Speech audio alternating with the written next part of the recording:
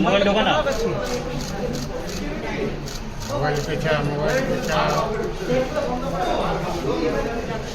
फिलहाल तो 30 मिनट्स हम लोग ऑब्जर्वेशन रूम में रखा. So there is no such issues right now. I am feeling absolutely okay.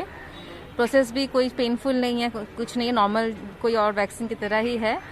So let's see 28 days के बाद एक और डोज लेना है.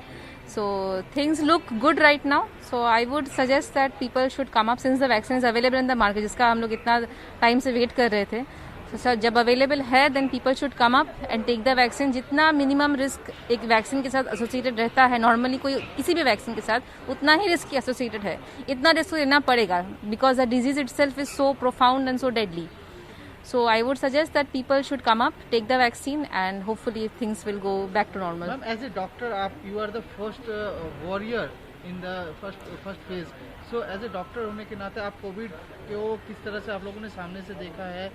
बहुत बुरी तरीके से देखा है. एक तो ये डिजीज के बारे में हम लोग को ज़्यादा कुछ पता नहीं था, तो we were also learning. At the same time, patients were just losing in front of us. We're trying our best as possible we can.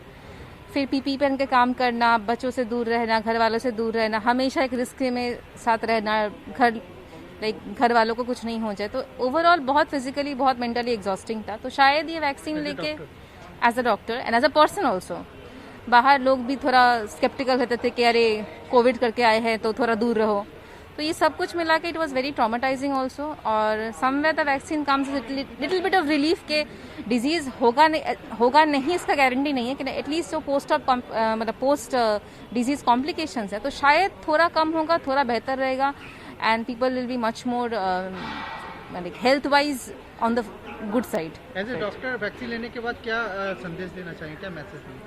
I think as a doctor I would say कि since इतना risk बनता है, so people should come up, accept the vaccine, and from there onwards we can all hope and pray कि things will go back to its normal course. Vaccine लेने का ये मतलब नहीं है कि आप मास्क पहनना छोड़ दे, सोशली डिस्टेंस करना छोड़ दे या फिर गैदरिंग में जाके भीड़ जाए, ऐसा कुछ नहीं है.